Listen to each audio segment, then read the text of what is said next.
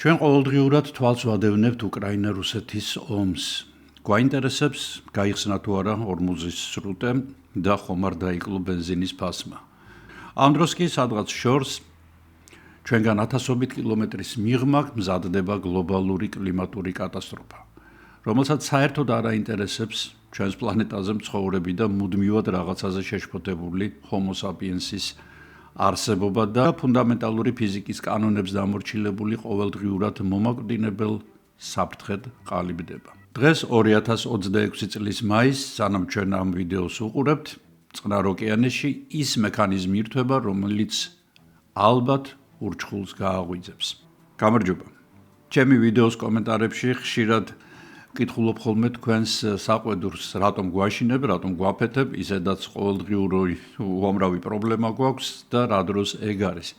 მე მესმის, რომ მართლაც რთულია დღეს არსებობა, არა მხოლოდ საქართველოში, არამედ ჩვენი პლანეტის ძალიან ბევრ ადგილას, მაგრამ როგორც ბიოლოგმა ერთი რამ დანამდვილებით შემიძლია გითხრათ, რომ მეცნიერების მიზანი ნამდვილად არ არის შეშინება. მეცნიერების მიზანი არის გაფრთხილება, ასევე დაგანახოთ ის,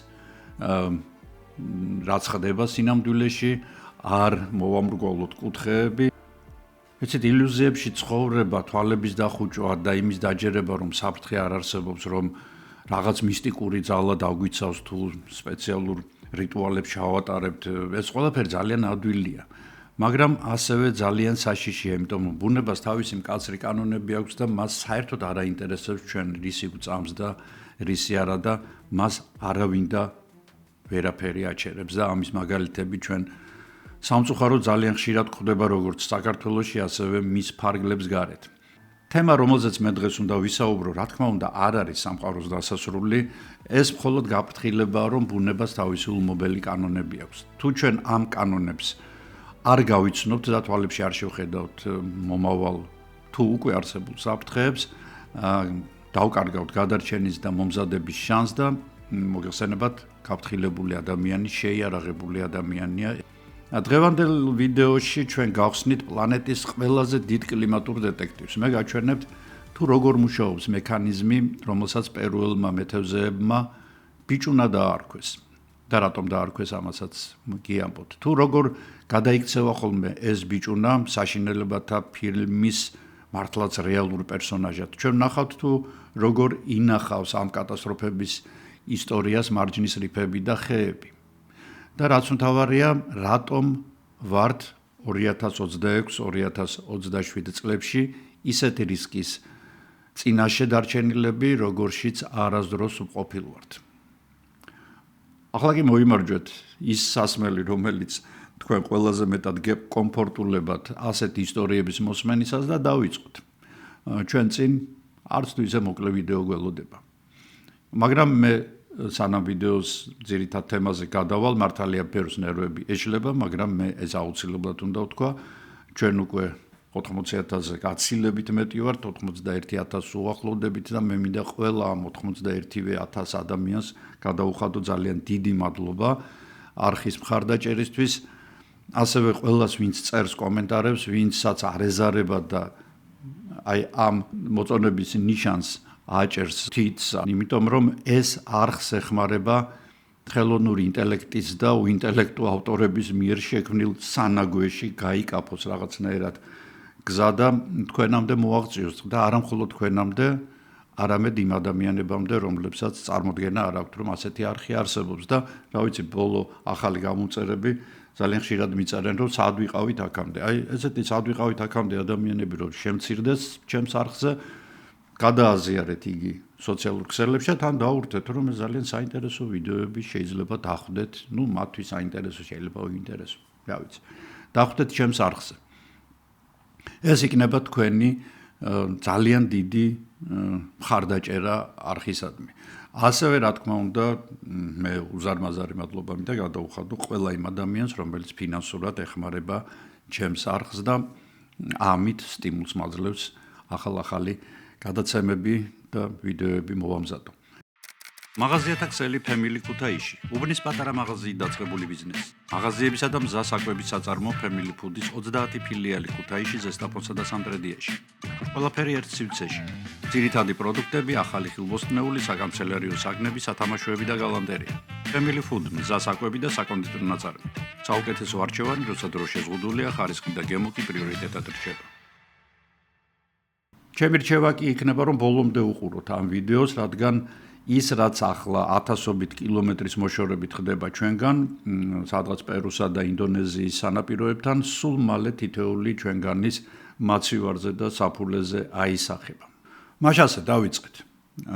ცოტა ხნით დავივიწყოთ დღევანდელი პოლიტიკა და მოწყდეთ ყოველდღიურ პრობლემებს და დროში ზუსტად 150 წლით უკან გადავინაცვლოთ.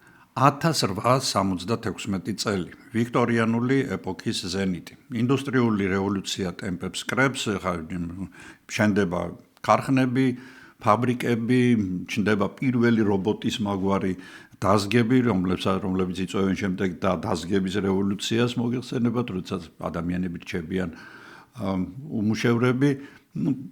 ყოველ შემთხვევაში ევროპა და ამერიკის ჩრდილოეთ ნაწილი ეკონომიკური განვითარების ბუმშია და სწორედ ამ დროს ხდება ძალიან საინტერესო რამ. ხდება ის, რაც ადამიანის კონტროლს არ ექვემდებარება. ინდოეთში გვიანებენ მუსონები. შემდეგ საერთოდ არ მოდის წვიმა ჩინეთში და ასე გრძელდება 3 წელი. ახლა ვნახოთ რა არის მუსონი. მუსონი გახლავთ, აი წარმოიდგინეთ ზღვის ნაპირზე ყველა ხართ ნამყოფი და იცით რომ დღისით, როდესაც ხმელეთი ცხელია, ხოლო ზღვა გრილია, ბრიზი, ანუ ზღვის ქარი უბერავს ზღვიდან სანაპიროსკენ. ხოლო უკვე საღამოსკენ, როდესაც ხმელეთი გაგრილდება, ხოლო გამთბარი არის წყალი, ხდება პირიქითი რამ, ანუ ხმელეთიდან უბერავს ქარი ზღვისკენ და ეს ძალიან საინტერესო პროცესი მეორდება დღიდან დღემდე. ჩაქვი ითვლებოდა საბჭოთა კავშირში ყველაზე სველ წერტილად. სველ წერტილად ცუდი გაგებით კი არა, ყველაზე ნოტიო, ყველაზე წვიმიან ადგილად. რა განაპირობებდა ამას? განაპირობებდა სწორედ ეს ჰაერის მოძრაობა. ზღვიდან წამოსული თბილი ჰაერის მასები, რომლებიც გაჯერებული იყო ნესტით, ეჯახებოდა მტირალას მთას. მტირალას მთა მაღალი არ არის, მაგრამ მას საკმაოდ სიმაღლე გააჩნია იმისათვის, რომ აქ მომხდარიყო თბილი ჰაერის გაცივება, ორთქლი, რომელიც ამ ჰაერში იყო, მისი კონდენსირება და კონდენსატის სახით გამოყოფა უკვე გარეთ, ანუ გაწვიმება. მტირალა ამიტომაც ქვია, ანუ მტირალას მთაზე თითქმის მუდმივად არის ღრუბელი, ეს ღრუბელი არის სწორედ ზღვიდან წამოსული ნესტით გაჯერებული ჰაერი და ამიტომაც აქ არის შექმნილი ძალიან უცნაური და ძალიან თავისებური თითქმის აი წვიმიანი ჯუნგლების, ტროპიკული ჯუნგლების გარემო. აქ არის უნიკალური ლანდშაფტები, უნიკალური ფლორა და ფაუნა, რომელიც სწორედ გამოწვეული არის აი მუხვირ ნალექით და ამიტომ ამ ადგილებში მე უშუალოდ მონაწილეობდი ამ პროცესში 2006 წელს Deep State-ურ გერმანული გრანტების საშუალებით, გრანტების საჩუქრის საშუალებით და ნორვეგიის და პოლონეთის მთავრობის ასევე გრანტების საშუალებით აქ დაარსდა ალბათ საქართველოში ერთ-ერთი ყველაზე უნიკალური ეროვნული პარკი თავისი მოწესრიგებული ინფრასტრუქტურით, თავისი მაღაზიით ჩაქვში, თავისი გესტჰაუზებით, სადაც თქვენ დააგემოვნებთ გემრიელეს აჭარულ საჭმელებს, ასევე თაფლს, რომელსაც მართლა უნიკალური გემო აქვს, ეს გახლავთ წაბლის თაფლი და დაისვენებთ საოცარ გარემოში, მოწყდებით აი პლაჟის რუტინას, მე საერთოდ პლაჟთან არანაირი გრძნობები არ მაქვს ხოლმე, აუცილებლად როდესაც იქნებით აჭარაში, აუცილებლად ეწვიეთ მტირალას ეროვნულ პარკს. ჩაქვიდან დაახლოებით 9 საათში ნელისვლით თქვენ შეგიძლიათ იქ მოხვდეთ და მართლაც საოცარი ბუნების წიაღში აღმოჩნდეთ. და სწორედ შეიძლება ჩაითვალოს, რომ ეს არის მუსონი. ანუ მუსონი, რომელიც მოდის ზღვიდან, ეჯახება გრილ ჰაერის მასებს, ან თქვათ გრილ საგანს რაღაცას და აქ მოდის წვიმა და ისევე მეორე განაპირობებს მტირალას ეროვნული პარკის და მტირალას მთის მიდამოების აი უნიკალურ ბუნებას. ანუ იგივე მოვლენაა მუსონი, ოღონდ ახლა თუ ავიღებთ და გავადიდებთ ჩაქვს და მტირალას მთას, თქვა და ინდონეზიელი აზიის რეგიონზე.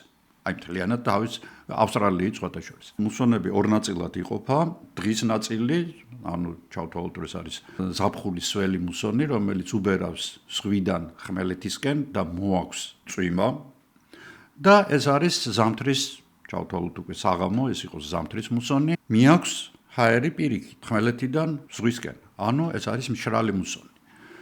ეს ჩასუნთქები და ამოსუნთქები, ისევე როგორც ზღვის სანაპიროზე არის რიტმული. ისევე როგორც ადამიანი სუნთქავს ჩვეულებრივად, ჩაისუნთქავს, ამოისუნთქავს, ანალოგიური არის აქაც. რიტმულად ხდება ეს ყველაფერი და გაწონასწორებულია, ისევე როგორც ადამიანის ორგანიზმი მოქმედებს იდეალურად, როცა სუნთქვა გაწონასწორებულია, ანალოგიურად დედამიწის რაღაც ნაწილებიც მოქმედებს იმ გაწონასწორებულ მდგომარეობაში, რომლებშიც ისინი უკვე არიან ათასწლეულების განმავლობაში. მაგრამ ზოგჯერ ხდება ასთმური შეტევები.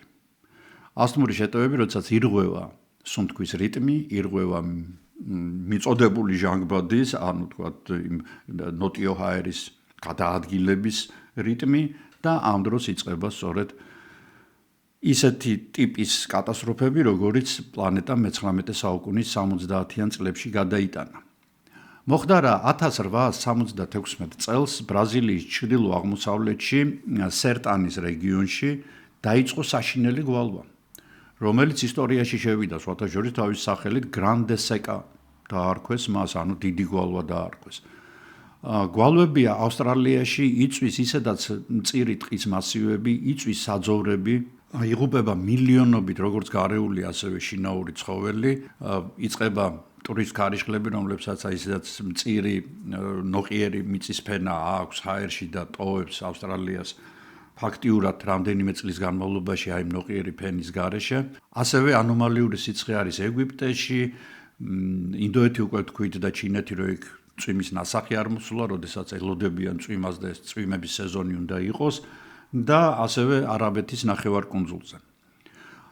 რა თქმა უნდა, როდესაც უკვე ეს მე-19 საუკუნის ბოლოა, უკვე მეტნაკლებად გლობალურია სამყარო, ევროპაც და ამერიკაც გრძნობს ამას ყველაფერს, ოღონდ უკვე უფრო მეტად ეკონომიკური მხრიდან. ანუ ძვირდება ის საქონელი, რომელიც შემოდიოდა ამ ქვეყნებიდან, როგორც არ თქვა, კაუჩუკი, ყავა, კაკაო, სანელებლები, ხორბალი, ბამბის ნაწარმი.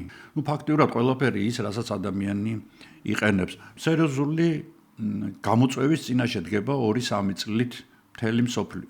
მე კიდევ ერთ-ერთი ასეთი კატასტროფული მოვლენის შესახებ გიამბეთ, გლობალური კატასტროფის შესახებ, რომელიც 1816 წელს მოხდა, ანუ 60 წლით ადრე ევროპაში კი არა მთელ მსოფლიოში და მის შესახებ მე მაქვს აი ეს ვიდეო გაკეთებული, ძალიან საინტერესო ვიდეო, განსაკუთრებით ახალ გამომწერებს მიმართავ, თუ არ გაქვთ ნანახი, აუცილებლად ნახეთ, ძალიან მოგეწონებათ და ძალიან საინტერესოა იგი, რა თქმა უნდა, როგორც ყველა ჩემი ვიდეო.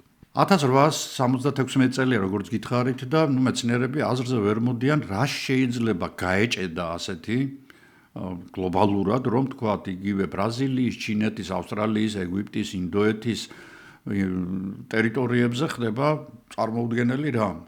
ანუ ყველგან ერთად ხდება. ამ რეგიონებს შორის 1000-ობით კილომეტრია დაშორება. ხა სად პერუს სანაპირო, აღმოსავლეთ სანაპირო და სად ეგვიპტე. საერთოდ სხვადასხვა მიმართულებებია და სხვა პლანეტაზე ერთი აქ არის, მეორე აგერ არის.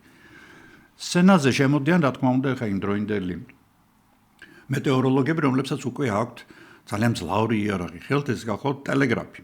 ანუ ტელეგრაფის საშუალებით, მაგალითად ბრიტანელი მეტეოროლოგი, რომელიც ინდოეთში აწარმოებს დაკვირვებებს, ჰენრი ბლანფორდი უკავშირდება ავსტრალიაში ასტრონომ ჩარლზ ტოდს, ისინი ერთმანეთს უცვლიან ინფორმაციებს იმის შესახებ, თუ რა ხდება მათ გარემოში, ინდოეთში და ავსტრალიაში და ხვდებიან, რომ რაღაცაშია საქმე, რასაც გლობალური ხასიათი აქვს. შემდეგ ისინი უკავშირდებიან ევროპას, აქაც იგივე ხდება, ამერიკას, აქაც იგივე ხდება, ანუ არეულია დედამიწაზე სიტუაცია. მეცნიერები, რა თქმა უნდა, იწყებენ დამნაშავის ძებნას. ხა ვერავინ ვერ იფიქრებდა 1876 წელს, რომ ამაში დამნაშავე თვითონ დედამიწაა. და ამიტომ ეძებენ მის გარეთ. ანუ ზეცას მიაპყრობენ თვალებს, მაგრამ არა ღმერთის ძიებაში, არამედ თავიანთ ტელესკოპებს მიუშვერენ მზეს. მოგეხსენებათ, მზეს 11 წლიანი ციკლები ახასიათებს აქტივობის, ეხლა ჩვენ სწორედ ვართ აქტივობის თლად პიკში, არა ცოტა გადავიარეთ პიკი, მაინც აქტიურია მზე და ლაქების რაოდენობა არის გაზრდილი და ამ ლაქების რაოდენობა, როდესაც იზრდება მზეზე, იზრდება მისი გამოსხივებაც და გამოსხივებასთან ერთად, რა თქმა უნდა, ტემპერატურაც მატულობს, ხო? უფრო მეტად ვიდრე, თქვა, სხვა წლებში. და რა თქმა უნდა ხდება ელექტრომაგნიტური გამოსხივებების გახშირება და უფრო ძლიერია ეს ელექტრომაგნიტური გამოსხივებები, ამიტომ არის ხშირი, თქვათ, ჩრდილოეთის ციალი, არა მხოლოდ ჩრდილოეთში, არამედ სამხრეთში და აგერ რაჭაშიც გამოჩნდა შარშან. აი ეს პერიოდი არ არის უკვირდებიან მზეს და მასზე ლაქები ჩვეულებრივ ნორმაშია, ანუ აქტიური წელი არ არის, ანუ რაღაცა სხვაშია საქმე.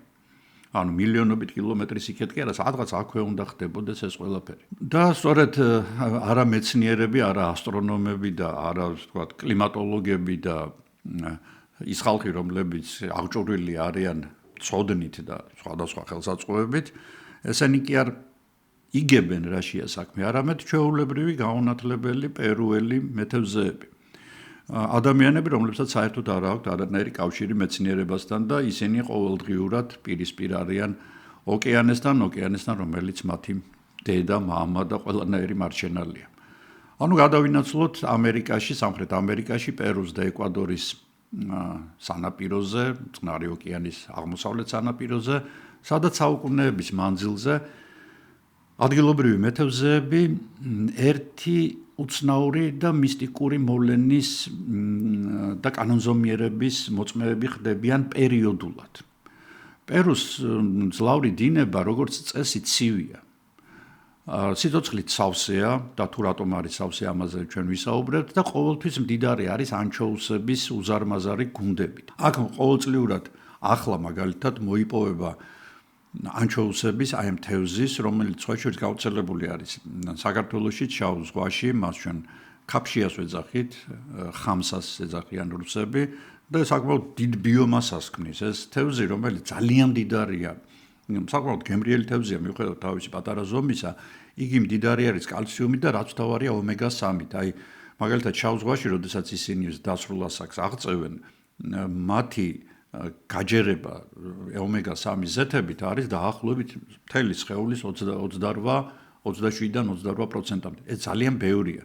ეს გაცილებით მეტია, ვიდრე კაფსულას რო ყლაპავთ თქვენ და კიდე კაცმა არ იცის იმ კაფსულაში რა ასხი. კარგი პროდუქტია. ჯერეთი ცილების, სხიმების, შემდეგ მისგან აკეთებენ ფქვილს, თევზის ფქვილს, რომელსაც უმატებენ ცხოველთა საკვებში, შინაურ ცხოველს და თქვათ მატულობს რძიანობა, უფრო სწრაფად იზრდება ორგანიზმი, იმიტომ რომ ეს ომეგა-3 იცავს მას, თქვათ სხვადასხვა დაავადებებისგან და არ აქვს ფოტოშორის არანაირი თევზის გემო ამ ხორცს და არც ქათმისას, არც საქონლისას მშვენივრად ინელებენ ეს ცხოველები და ძალიან კარგად მოქმედებს მათ განვითარებაზე. წელიწადში მოიპოვება დაახლოებით 30 მილიონი ტონა, წარმოიდგინეთ, საოცარი ბიომასაა, საოცარ ბიომასას ქმნის ეს თევზი. მოიპოვება აი ამდენი, ესე იგი 30 მილიონი ტონა ყოველწლიურად და აქედან პერუსში მოიპოვება დაახლოებით 25-26 მილიონი ტონა. ანუ ფაქტიურად პერუ არის წამყვანი, პერუ და ეკვადორი არიან წამყვანი ანჩოუსის მოპოვებაში. მაგრამ დრო და დრო ეს მეთევზეები აკვირდებიან, რომ სრულიად აუხსნელი მიზეზის გამო ოკეანე იცვლება და ნაცნობის სამყარო თავდაყირად დგება. აი ესეთ ჩქეფარე სიცოცხლით აღსავსე ცივი წყლები მოულოდნელად იცვლება თბილი წყლებით, რომლებიც იღებენ ლურჯ მომწვანო ესეთ შეფერილობას და ფაქტიურად მყარი უდაბნოა, შიგნით თევზს ვერ იპოვი. თევზი თითქოს ერთიანად ქრება, სადღაცა მიდის და ზღვის ფრინველებიც, არა მხოლოდ ადამიანები, არამედ ზღვის ფრინველებიც, რომელთა საკვებს წარმოადგენენ ეს თევზები, ზღვის ძუძუმწოვრები, როგორიც არის თქვათ, სხვადასხვა ვეშაპისნაირები, სელაპები, ზღვის ტაცებელი თევზები, რომლებიც ეს ძირითად საკვებს წარმოადგენს, მოლუსკები, რა ვიცი, ძალიან ბევრი ცოცხალი ორგანიზმი არის დამოკიდებული ანჩოუსებზე. იმიტომ რომ ისევ მეორებს ისინი ქმნიან ძალიან დიდ ბიომასას და ადვილი მოსანელებლები არიან და ძალიან კალორიულები არიან. და ეს კატასტროფა, რა თქმა უნდა, ადამიანები რჩებიან მშივრები. და ეს კატასტროფა მეორდება ერთსა და იმავე დროს და ემთხვევა როგორც წესი დეკემბრის ბოლოს, სადღაც აი მშობის დღესასწაულის დღეებს. და ამიტომ დაარქვეს სწორედ პერუელმა მეთევზეებმა ელ ნინიო, რომელიც ყრმას, იგივე ბიჭუნას, იგივე ბიჭუნა ქრისტეს ნიშნავს. და როცა ქრისტიანული სამყარო ემზადება ხოლმე დღესასწაულისთვის, ამ ბრწყინვალე დღესასწაულის აღსანიშნავად, პერუელი მეთევზეები ამ პერიოდში, ელ ნინიოს პერიოდში რჩებიან მშივრები. მათ რა თქმა უნდა წარმოდგენა არ აქვს გლობალურ ცირკულაციაზე, არც მეტეოროლოგიაზე, არაფერზე, მაგრამ იციან რომ ეს დათბობა, მათ ნაპირებთან ზღვის დათბობა აუცილებლად გამოიწვევს უბედურებას. მოგეხსენებათ რომ ზაფხული არის დეკემბერი, გაქანებული ზაფხული არის სამხრეთ ნახევარსფეროში, ამიტომ არ შეგვიშალოს. იქ სითბოა მაგ დროს და ჩვენთანაც იცვია, თუმცა პერუში თუ მაღალ მთას არ ავიღებთ, რა თქმა უნდა, პერუს სანაპიროებზე ეს ესეთი ტროპიკულ, სუბტროპიკულ ზონაშია და ამიტომ თუ თლად სამხრეთ ნაწილს არ ავიღებთ, საკმაოდ თბილი ადგილია. უბრალო მეთევზეებმა უბრალოდ არ იცოდნენ, რომ პატარა ბავშვი, რომელიც მათ ბადეებს აცარიელებდა, სინამდვილეში გახლდათ კლიმატური ურჩხული. ურჩხული, რომელიც პერუს სანაპიროებიდან ათასობით კილომეტრის მოშორებით ინდოეთსა და ჩინეთში, არაბეთის ნახევარკუნძულსა და აფრიკაში მილიონობით ადამიანს ხოცავდა შიმშილით. აი აქ უკვე მე-20 საუკუნეში მეცნიერებმა დაინახეს კავშირები, მაგრამ აქაც ცოტა შორიდან უნდა დავიწყოთ.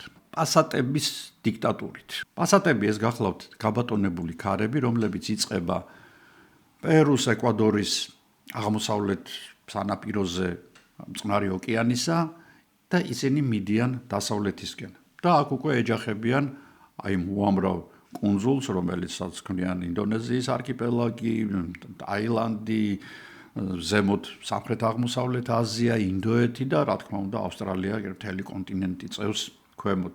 პასატები როგორც წესი სტაბილურია, აი როგორც შვეიცარიული საათი, ისე მუშაობენ, ანუ უბერავენ აღმოსავლეთიდან დასავლეთისკენ. და როგორც გიგანტური ცოცხი გადააქვთ ჰაერის მასები და წყალი ჰაერის მასებთან ერთად აღმოსავლეთიდან დასავლეთისკენ.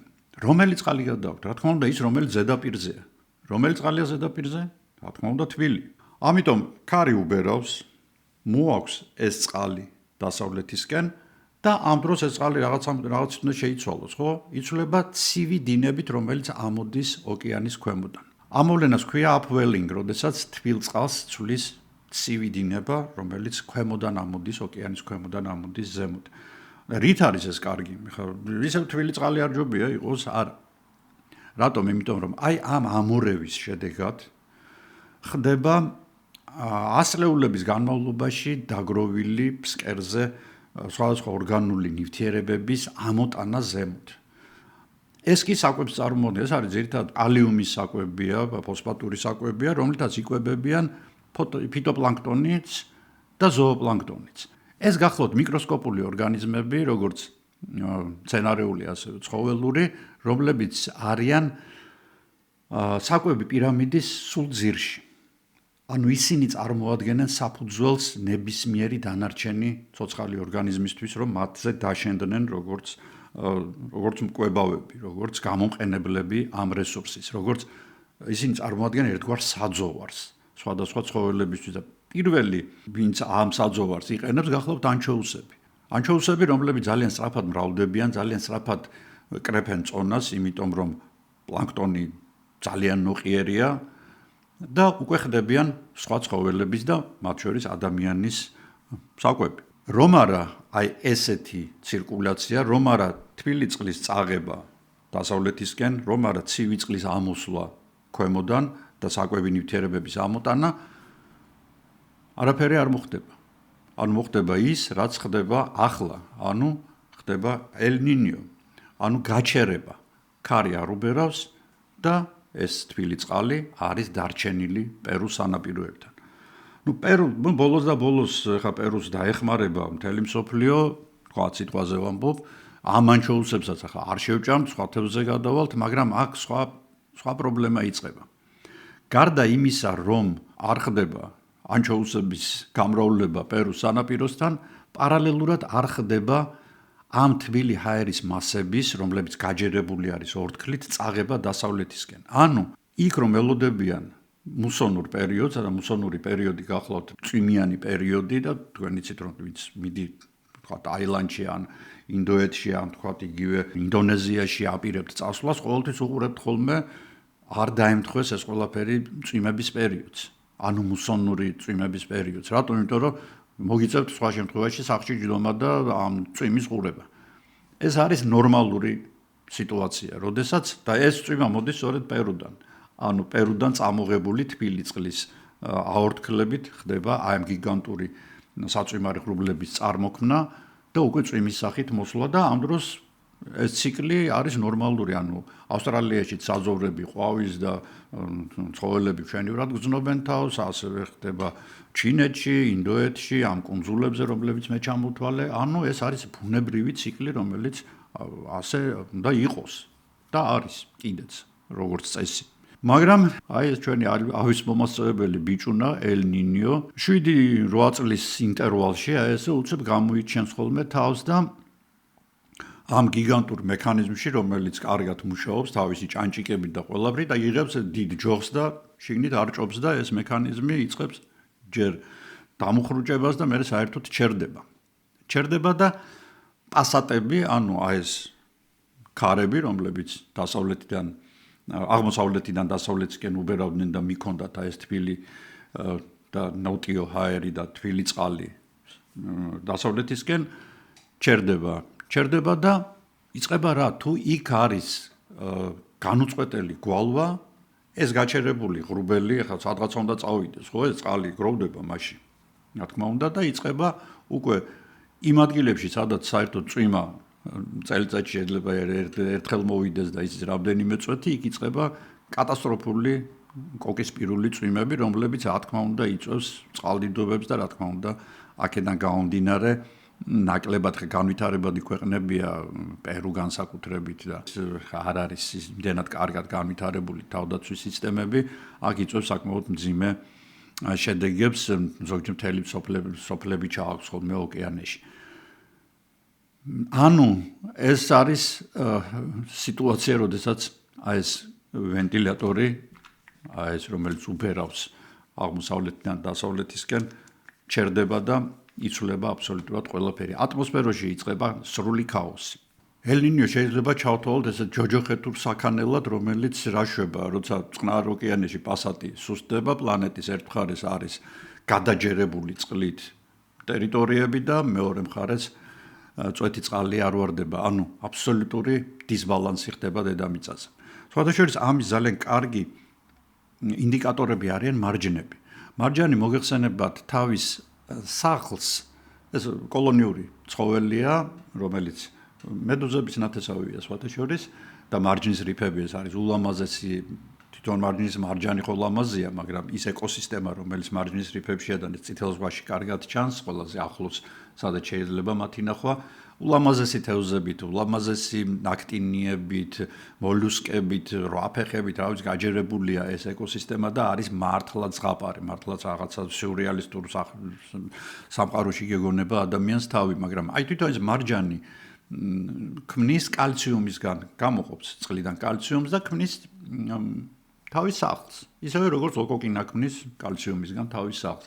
მაგრამ მოგეხსენებათ ლოკოკინა გადაადგილდება და თავის სახლს თან დაათრევს, მარჯანი კი ერთი მარჯანიო სადღაც გაჩნდება, იმას გვერდზე მეორე მიუჯდება, მესამე, მეოთხე, მეხუთე და მილიონობით მარჯანი უკვე ქმნის რიფებს. ანუ მარჯნის რიფი, ანუ მარჯნის აი ეს კონსტრუქცია, რომელსაც მილიარდობით და ტრილიონობით მარჯნის პოლიპი ქმნის, ფაქტიურად ერთ-ერთი ყველაზე დიდი წარმონაქმნი არის, გეოლოგიური წარმონაქმნი არის დედამიწის ზურგზე. და მარჯნები იზრდება იმის მიხედვით, თუ რამდენი აქვს საკვები. როგორც ნებისმიერი ორგანიზმი, ხო? და როდესაც დაიწყეს მარჯნების ამოღება და მათი ანათლების გაკეთება, აღმოაჩინეს, რომ რაღაც წელიწადის რაღაც გარკვეულ პერიოდში მარჯანი სწრაფად იზრდება, ანუ მას საკვები აქვს, მაგრამ რაღაცა პერიოდში იგი წვეთს ზრდას, აი როგორც ხეების რგოლები. მოგეხსენება ზამთარში ხეების რგოლები ვიწროა, შემდეგ ზაფხულში როდესაც იგი იზრდება, ფართოვდება, ანალოგიური რამ ხდება მარჯვნებში და ისინი ძალიან კარგი ინდიკატორები არიან იმისა, რომ ელ-ნინიო არ არის დღევანდელი გამოწვევა, დღევანდელი მოვლენა, რომ იგი უკვე 1000 წლეულების განმავლობაში რაც ეს სისტემა არის ჩამოყალიბებული, მოქმედებს და მოქმედებს, საკმაოდ ცუდად. ხა, როდესაც ადამიანი არ არის, თქვათ, ჩარეული ამ საქმეში და ხა ჩვენ უკვე 8 მილიარდი ვართ და ძალიან ვართ დამოკიდებული ერთმანეთზე და ამ გლობალიზაციამ ძალიან დაგვაკავშირა ერთმანეთთან და გვჭირდება ერთმანეთი. ადრე ასე არ იყო. ადრე, თქვათ, სანამ ადამიანი გაჩნდებოდა, ხო საერთოდ არ იყო იმ ცხოველებს, თქვათ, გადაიტანდნენ იმ ხანძრებს, შიმშილს, ძლიერ წვიმებს და სიცოცხლე მოგეხსენება ძალიან აგრესიული და ძალიან ხისტია და ძალიან ელასტიური ამავე დროს. იგი ყველგან იყიდებს ფეხს, სადაც შეუძლია და გადაივლიდა ეს კატასტროფული მოვლენები და შემდეგ სიცოცხლე აღდგებოდა ყოველთვის იმ ადგილებში, სადაც ეს ამ კატასტროფამ ჩაიარა და ამ გლობალურმა განადგურებამ, თქვათ, ბიოსფეროს. მაგრამ ადამიანი, როდესაც ჩაერთო ამ ყველაფერში, უკვე აქ გართულდა სიტუაცია, იმიტომ რომ ჩვენ მუდმივად გვჭირდება კვება, ტანსაცმელი, სხვადასხვა ხელსაწყოები, რომლებიც ასევე ბუნებრივი მასალებისგანაც კეთდება და ან თქვათ კეთდება ისეთ ქვეყნებში, სადაც მუშახელი დამოკიდებული არის აი ამ ამინდის ცვლილებებზე. ანუ ძალიან ბევრი რამ არის ერთმანეთთან გადაბმული და ამიტომ განვიცდით ჩვენ და ამიტომ აღვიქვამთ ასეთ პრობლემებს ძალიან მძიმედ, თორე ისევ ვიმეორებ, ეს როგორც აღმოჩნდა, არ არის გლობალური კლიმატის ცვლილებასთან დაკავშირებული, არც დათბობასთან არის დაკავშირებული, ეს ყოველთვის არსებობდა. ისევე როგორც მაგალითად მზის ციკლები არსებობდა მილიონობით წლების განმავლობაში. ძალიან საინტერესო არის კიდევ ერთი მომენტი. ნამარხი იგუანები, როდესაც შეისწავლეს გალაპაგოსის კუნძულებზე და გალაპაგოსის კუნძულები მოგეხსენებათ ეკვადორთან არსებული ეკვადორის ტერიტორია არის, რომელიც არის ძალიან დიდი ხნის წინ მოწყვეტილი კონტინენტს. ეს არის უნიკალური ადგილი, ალბათ საოცნებო ადგილი ნებისმიერი, რომელიც ბიოლოგია, ზოოლოგია, გეოლოგია არ აქვს მნიშვნელობა ნებისმიერ საბუნებისმეტყველო საგანს თუ თქვენ აი ბუნებასთან დაკავშირებულ სწავლობთ და ხართ მისი მეხოთბე, გალაპაგოსის კუნძულები არის 64. 64, იმიტომ რომ აქ შენარჩუნებული არის ფაქტიურად ხელუხლებლად ბევრი ისეთი ცოცხალი ორგანიზმი, რომელიც სხვაგან აღარ არსებობს. და ერთ-ერთი ასეთი გახლავთ იგუანები. იგუანები საკმაოდ დიდი ზომის ხვლიკები, რომლებიც წყალქვეშ ყვინთავენ, საოცარი ადაპტაციაა. წყალქვეშ ყვინთავენ და ჭამენ წყალმცენარეებს.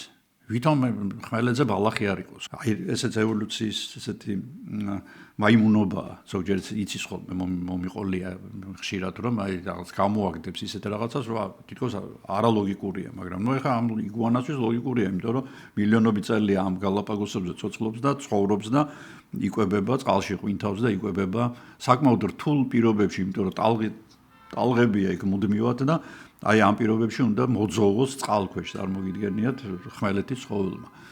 ნუ ასე თუ ისე ახერხებს, ასე თუ ისე იგი კარგახანია არსებობს დედამიწის ზურგზე და აღმოაჩინეს, რომ ნამარხ იგუანებში ზოგიერთ პერიოდში ისინი კლებულობენ ზომაში. და ზუსტად დაემთხვა ეს კლება, ზომაში კლება მარჯნიდან ამოღებულ აი ნიმუშებს და იმ დროებს და ხეებიდან ამოღებულ აი იმ დროებს. ანუ, როდესაც ელ-ნინიო ხდება და თუ ეს გრძელდება 2-3 წელი, იგუანები ზომაში ikლებენ.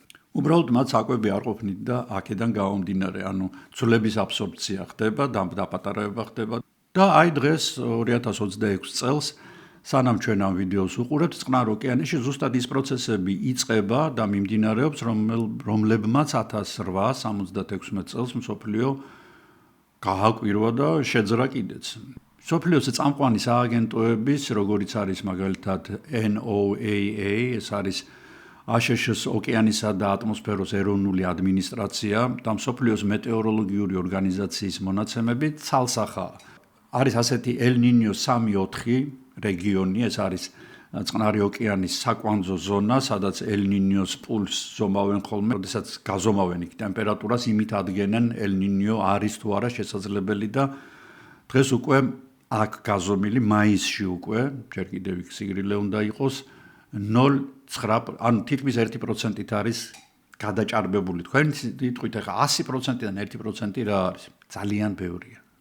ძალიან ბევრია და ამიტომ კლიმატოლოგების თვალსაზრისით და პროგნოზით ზამთრისთვის ელ-ნინიოს სრულფასოვანი ფორმირების ალბათობა იქნება 96-დან 98%-მდე, ანუ ფაქტიურად 100%-ით წელს ჩვენ გველის ელ-ნინიოს ფენომენი.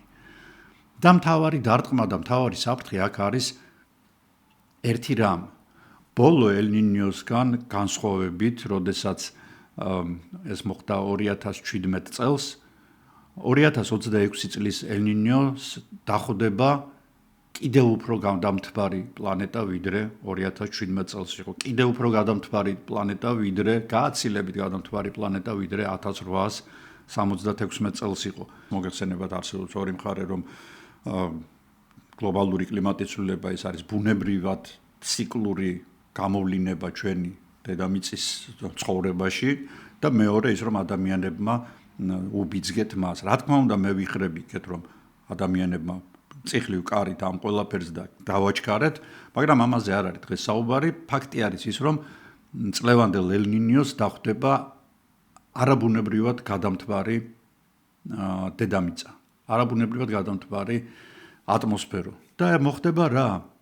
თუ ადრე იგი გრილ გარემოში ფორმირდებოდა და ეს გრილი გარემო მეტნაკლებად აი თერმოსტატს არ აძლევდა საშუალებას რომ გადახურებულიყო და გამსხდარიყო. დღეს ამის საშუალება ამ თერმოსტატს არ აქვს, ანუ მისი შემაკავებელი გრილი პირობები არ არის მთელ სიმძლავრეზე ზაფხულში პლუს ჩართოთ მაქსიმუმზე ელექტროგამაცხელებელი. ის შეიძლება დაიწოს, უბრალოდ დაადნოს იქაურობა და თვითონაც დადნეს და გასკდეს და რაღაც უბედურება ხანძარი გამოიწვიოს. აი დაახლოებით ასეთი რამ ხდება, ანუ ზედდება მოხდება. ელ-ნინიო განვითარდება, მაგრამ მას ხდება გადამთბარი დედამიწა. ანუ ამ ორი აგენტის შეხვედრამ შეიძლება გამოიწვიოს არა სუპერ ელ-ნინიო, არა მეგა ელ-ნინიო, არამედ როგორც ზოგიერთი განსაკუთრებით პესიმისტი კლიმატოლოგი ამბობს, გოძილა ელ-ნინიო, ანუ ელ-ნინიო, რომელიც ჯერჯერობით ყოველ შემთხვევაში აღწერილი არ ყოფილა. მეცნიერები მუდმივად აკვირდებიან ოკეანის წყალს, ზუსტად იმ ადგილებში, რომელიც მე გითხარით, ეს არის ნინიოს 3.4 და ისტორიულად სუპერ ელ-ნინიო ცხადდება ხოლმე მაშინ, როდესაც აი ამ ადგილას ტემპერატურა, აი ამ ცენტრალურ ადგილას მოიმატებს +2 გრადუსით. უახლესი დინამიური მოდელები, რომლებიც ახლა შეიქმნა, სწორედ ბოლო მონაცემების მიხედვით, აღმოჩნდა, რომ ფიქსირებულია უზარმაზარი სითბური ენერგია, ეგრეთ წოდებული კელვინის ტალღების სახით და როგორც ვარაუდობენ, ამ ყველაფერს გააძლიერებს დასავლეთის ქარების მძლავრი დარტყმები. აღმოსავლეთიდან იქეთ უნდა მიდიოდეს, ამ დროს დასავლეთიდან არათუ თქვა ეს გაჩერებულია და იქეთ არ მიდის. ანუ იქედან აქეთ უბერავს პირიქით ქარი. ამ თბილწყალს ვითომ ეს არ ეყოფოდა, თავისი წყალი აქვს თბილი პერუს და ეკვადორს. და აქედან წამოიღებს და კიდე იმას მიამატებს. ანუ ეს იქნება სწორედ ტრიგერი, ეს იქნება ძლიერი დარტყმა, ისედაც გადაცხელებული წყლის კიდევ უფრო გადათბობა და კიდევ ზემოდან გადამთბარი პლანეტის დახვედრა. აი სწორედ ამან შესაძლოა გამოიწვიოს რეკორდული გოძილა ელ-ნინიო, შესაძლოა ისე ვიმეორებ, ყველაფერია შესაძლებელი ისიც და ესეც, ანუ არ არის აუცილებელი დღეს მე თვების გაშლა და ცივილკივილი ცირბილი წინ და უკან მათ უკვე დაიწყეს. და როგორც ვარაუდობენ, დამყარდება ტემპერატურული რეკორდები და 26-27 წლები გახდება ყველაზე ცხელი წლები მეტეოროლოგიური დაკვირვებების ისტორიაში. ამინდი იქნება პოლარიზებული, ავსტრალიასა და ინდონეზიაში მოსალოდნელი არის უმძიმესი გვალვები და რა თქმა უნდა აქედან გამომდინარე ტყის ხანძრები, ხოლო სამხრეთ ამერიკაში დამანგრეველი კოკისპირული წვიმები და წყალდიდობები და მეწყერები. 1876 წელს წამწვიმა გადაიფიქრა. კაცობრიობა მაშინ ბრმა იყო და ჩვენ არ ვიცოდით თუ რა იწევდა ამ უბედურებას.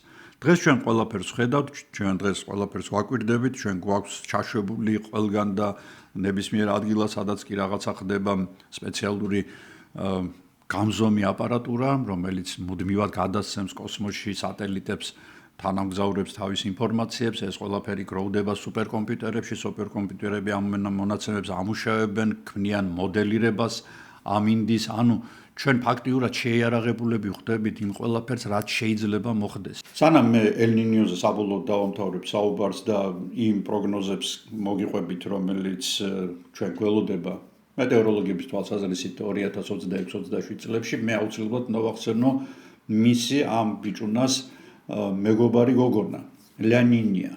ლანინია გახლავთ ესპანურად იტარგმნება როგორც გოგონა, როგორც ითხარით და იგი არის თუ ელ-ნინიო საერთოდ აჩერებს პასატების მოქმედებას, ანუ აფიქსირებს აღმოსავლეთ სანაპიროზე სამხრეთ ამერიკის ლანინია პირიქით გაორმაგებული ძალით, ანუ ჩვეულებრივ პასატებზე ორჯერ უფრო და სამჯერ უფრო ძლიერი ძალით ედენება აი ამ თბილი ჰაერის მასებს დასავლეთისკენ, მიაქვს მისკენ წყლის თბილი წყლის მასები, რა თქმა უნდა, აქ ამოდის უამრავი ცივი წყალი სამხრეთ ამერიკის სანაპიროებთან და ივსება იქაურობა თევზით, მაგრამ სამაგიეროდ კონტინენტის შიგნით იწყება გვალვა, ხოლო ავსტრალიაში, ინდონეზიაში, ფილიპინებზე, ტაილანდში და აი ამ კუნძულებზე იწყება გაორმაგებული, გასამაგებული მუსონური პერიოდები, ანუ და თუნდა მოვიდეს თქვა ერთი ვედრო წყალი, მოდის მთელი ბასეინი, ასე რომ ესეთ უკიდურესობაში ვარდება ხოლმე ამინდი.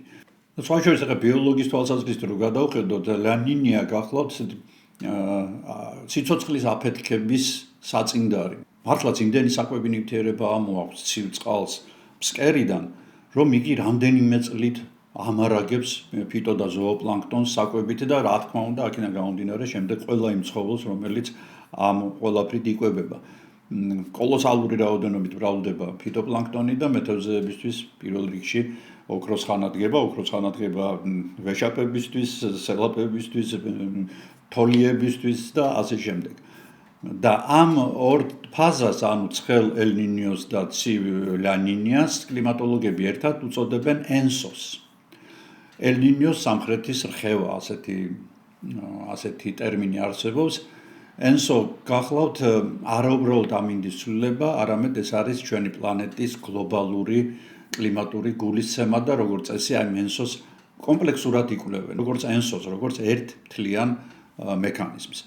რა ზეგავლენა შეიძლება მოახდინოს ამ ყველაფერმა, რომელიც ხდება სადღაცა 1000-ობით კილომეტრის იქეთ პერუში და კიდევ უფრო 1000-ობით კილომეტრის იქეთ ინდონეზიაში და ავსტრალიაში, ჩვენ რა ევროპას რა ან ამერიკას, ჩრდილოეთ ამერიკას და პირველ რიგში ჩვენ საქართველოს გვაინტერესებს ხო ჩვენი სამშობლო.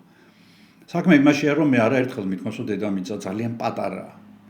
დედამიწა ერთიანი ორგანიზმია. თუ სადღაც პეპელა მფრთა დაიქნია, მეორე ადგილას შეიძლება ამ ფრთის დაქნევამ ქარიშხალი გამოიწვიოს, ეს ჩემი სიტყვები არ არის. და ეს არის სწორედ პეპლის ეფექტი, როგორ შეცვლის პერუში მომხდარი მოუსავლიანობა და რო ვერ დაიჭერს ვიღაცა მეთევზე თევზს, მე რა ხო? ის რომ ელ-ნინიო წელს და მომავალ წელს ნამდვილად იქნება ეს ფაქტია, ის რომ რამდენად დამანგრეველი იქნება ეს ფაქტი არ არის და რა საზღვრებში გავითარდება იგი და რაზე მოქმედებას მოახდენს გლობალურ ტემპერატურაზე და გლობალურ ატმოსფეროზე ჯერ კიდევ არ ვიცით, მაგრამ აქ უნდა ერთი რამ გავითვალისწინოთ, რომ ელ-ნინიოს შეუძლია ეგრეთ წოდებული რეაქტიული დინების jet stream-ის გადაწევა, გადმოწევა აქეთ-იქეთ. Jet stream-ი გახლავთ ატმოსფეროს ზედაფენებში მუდმივად მოძრავი ჰაერის ატმოსფერული დინება. საკმაოდ ძლიერი დინებაა, რომელსაც გადააქვს თბილი ჰაერის მასები.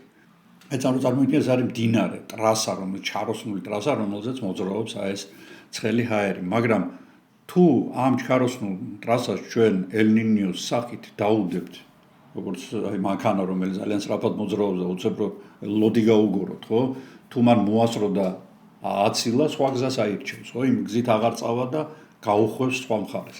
აი ანალოგიური რამ, ესეთი გახვევა, გამოხვევები, ოღონდ ეს არ იყო დამოკიდებული ელ-ნინიოზე, ისედაც პლანეტის გათბობამ გამოიწვია ეს და კლიმატურმა ცვლილებებმა იყო შარშან ზამთარში, როდესაც არანორმალურად ცივი ზამთარი იყო მაგალითად ამერიკის შეერთებულ შტატებში, არანორმალურად თოვლიანი ზამთარი იყო მაგალითად გერმანიაში, ადრე თუ თოვლს ველოდებოდით, წელს 4-ჯერ მოვიდა ჰამბურგში, სერიოზული თოვლი, ისეთი კი არა რომ დილით გადანა და ის, არა, 3-4 დღე რო თოვდა ესეთ.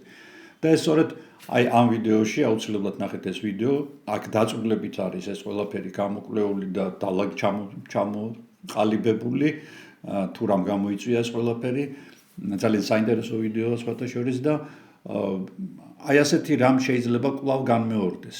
ანუ ეს არ იყოს როდესაც გლობალურ დათბობაზეა ხოლმე საუბარი, ყველას გონია რომ აი ახლა სადღაცა ჩილოეთის დათვები რო არიან, იქ პალმები გაიზრდება. არა, პირიქით შეიძლება მოხდეს. უცნაურად შეიძლება ჩვენი პლანეტა მოიქცეს. ჩვენ არც კი ვიცით ჯერ ეს სუპერკომპიუტერები, რომლებიც მე ვახსენე, რომლებიც აკეთებენ მოდელირებას ამ ყველაფრის, რა თქმა უნდა, ყველაფერს ვერ ითვალისწინებენ. ბევრი რამ შეიძლება მოხდეს. ეს მეთანის რაოდენობაზეც არის დამოკიდებული, CO2-ის რაოდენობაზე, მზის აქტივობაზე, ქარების გადაადგილება, რა ვიცი, 1000 რაღაცაა. რაც შეეხება ევროპას, ევროპაში ამ გლობალურმა ცვლილებებმა შეიძლება გამოიწვიოს, შესაძლოა გამოიწვიოს ჩრდილოეთის რეგიონებში კიდევ უფრო მკაცრი ზამთრის ჩამოყალიბება, მშრალის და აქ ანტიციკლონებმა იოაშკაცონ და ანტიციკლონის დროს ყოველთვის უფრო დაბალი ტემპერატურაა ხოლმე, როდესაც მოწმენდილია ცალ თუ დაკვირვები ხართ, მაშინ იყინება სწორედ ზამთარში წყალი. ღამით განსაკუთრებით. ხოლო როდესაც მოღრუბლულია, უკვე პლუსებში შეიძლება გადავიდეს, იმიტომ რომ ღრუბელი, აი ციკლონი, თვითონ როგორც საბანი ისე ეფარება ხოლმე ატმოსფეროს და არ უშვებს სიცივეს. ახლა რაც შეეხება ჩვენ სახლს, საქართველოს, კავკასიას კერძოდ. ელ-ნინიო, როგორც გითხარით, მსოფლიო თერმოსტატს მაქსიმუმზე აყენებს.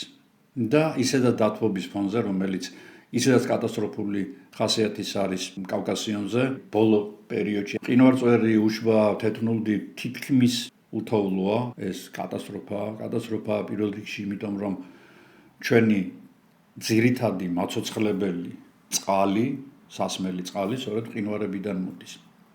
რა თქმა უნდა, მიწისქვეშა წყლებიც გვაქვს, მაგრამ მყინვარები არის ძირითადი მიწისქვეშა წყლების კვებავიც. რა თქმა უნდა, წვიმები, მაგრამ ძირითადი აი ესეთი ონკანი, რომელიც ნელ-ნელა გვაწვდის ჩვენ უსუფთავეს მტკნარ წყალს, ეს არის მყინვარები, რომლებიც თანდათან მცირდება, კატასტროფული ტემპით მცირდება. მე ამაზე მაქვს ძალიან საინტერესო ინტერვიუ ლევან ტიელიძესთან, ჩვენს თანამემამულესთან, რომელიც არის ანტარქტიდის ექსპედიციების ძალიან აქტიური წევრი, რომელიც იკვლევს მყინვარებს არა მხოლოდ ანტარქტიდაზე და სხვა მსოფლიოს სხვადასხვა წერტილებში, არამედ ძალიან ინტენსიური და ძალიან საინტერესო კვლევები აქვს, სწორედ ახლა გამოაქვეყნა მან ძალიან საინტერესო კვლევა კავკასიონის მყინვარების შესახებ. წინა ვიდეოშიც ბატონ გიორგი გოცირიძესთან როდესაც ჰქონდა მე ინტერვიუ, იქაც ვისაუბრეთ აი მყინვარების სავალალო მდგომარეობაზე და ელ-ნინიომ შეიძლება ძალიან მყინვარული დარტყმა მიაყენოს საქართველოს მყინვარებს. მყინვარული დარტყმა მიაყენოს ჩვენი სამომავლოდ, მე არ ვიტყვი რომ თქვათ ხვალდაზე მტკნარი წყლის მარაგები ჩვენთან შემცირდება, მაგრამ სამომავლოდ ეს არ იქნება, რა თქმა უნდა, სასარგებლო ჩვენი მაღალი მთისთვის და ჩვენი ზოგადად ჰიდრორესურსებისთვის.